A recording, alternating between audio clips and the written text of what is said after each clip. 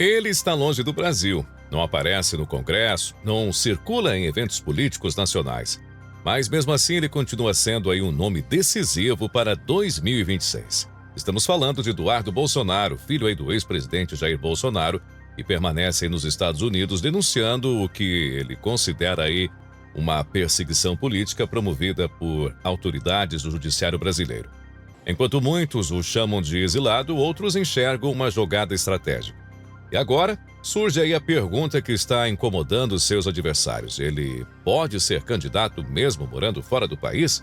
Bem, a resposta, segundo especialistas em direito eleitoral, ela é clara. Sim, ele pode. Nesse vídeo, você vai entender por que a legislação brasileira não impede Eduardo Bolsonaro de disputar eleições, mesmo residindo no exterior.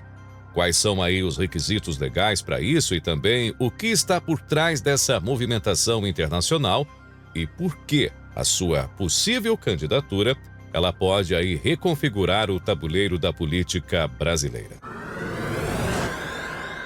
Desde o agravamento das investigações contra o seu pai, o ex-presidente Jair Bolsonaro e também seus aliados, Eduardo Bolsonaro passou a intensificar a sua presença nos Estados Unidos.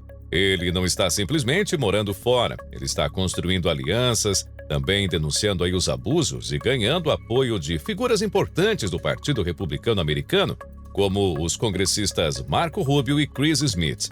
Aliás, vale lembrar que foi em solo americano que começaram aí os debates mais sérios sobre a aplicação da Lei Magnitsky contra membros do Judiciário Brasileiro. Está em curso aí esta ação, incluindo o ministro Alexandre de Moraes. Eduardo ele teve aí um papel fundamental, está tendo um papel fundamental em levar essas informações até Washington. Mas, enquanto a sua atuação política se desloca para o exterior, cresce a especulação. Seria esse afastamento uma forma de fugir da justiça ou uma estratégia para denunciar o sistema de fora? A verdade é que mesmo fora, nada o impede de concorrer às eleições brasileiras.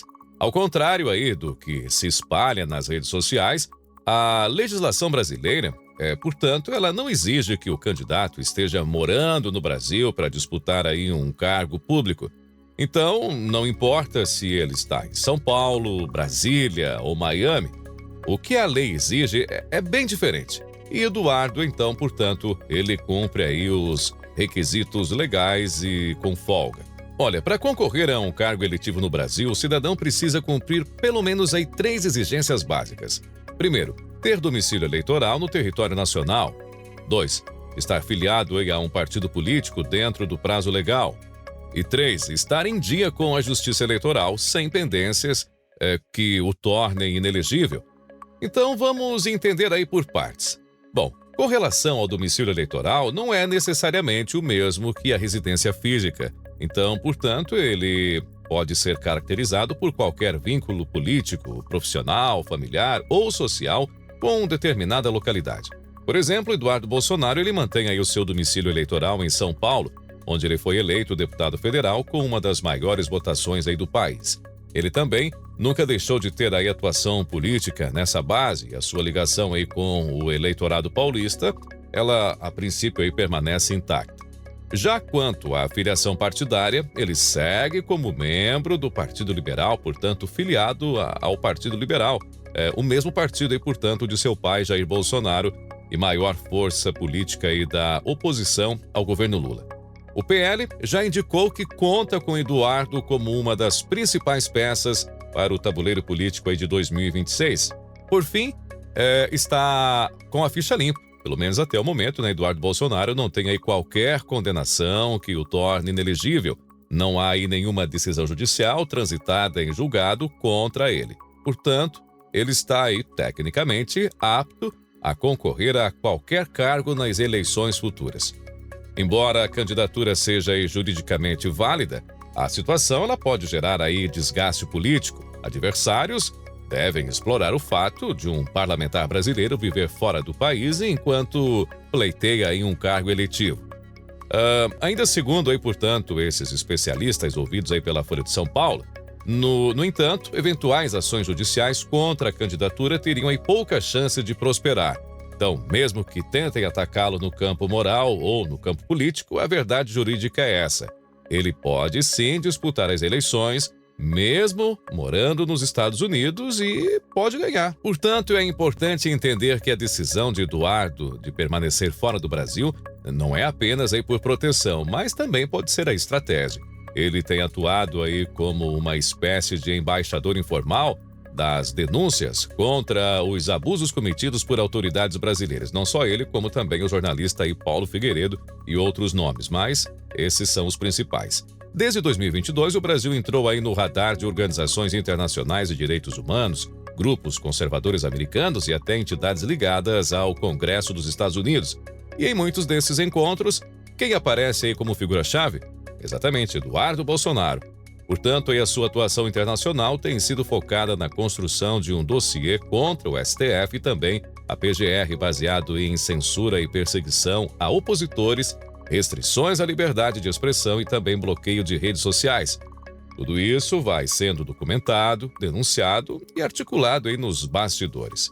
E é, portanto, nesse contexto que entra aí o debate sobre as possíveis sanções, com base na Lei Magnitsky, uma legislação americana que pune autoridades estrangeiras envolvidas em violações de direitos humanos.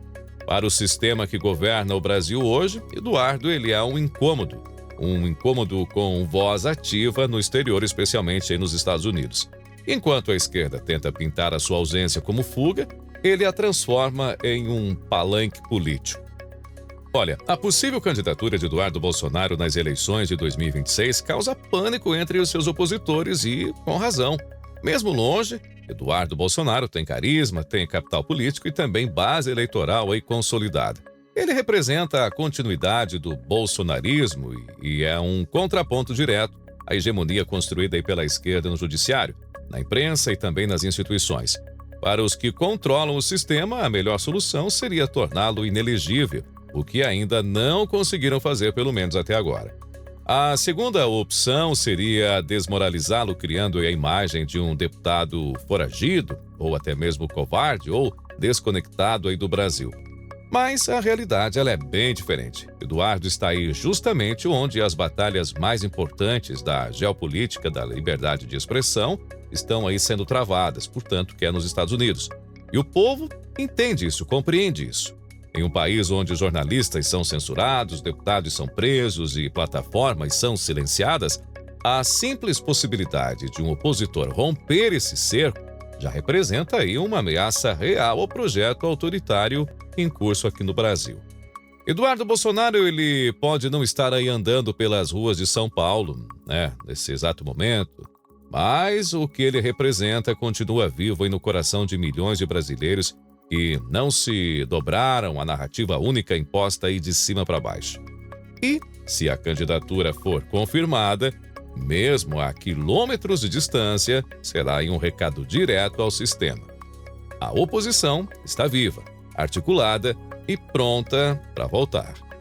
Pois é, Eduardo Bolsonaro ele está fora do Brasil, mas ainda está no jogo.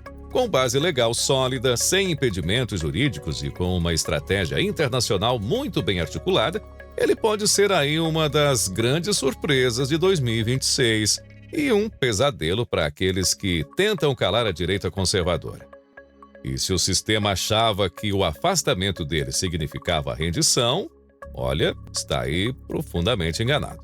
Se você gostou desse vídeo e acompanha aí o nosso trabalho, eu te convido a se inscrever no canal Impávido Colosso, caso você não seja um inscrito. Também deixar o seu like, ativar o sininho das notificações e, claro, compartilhar aí com os seus amigos. Um grande abraço e até o nosso próximo vídeo.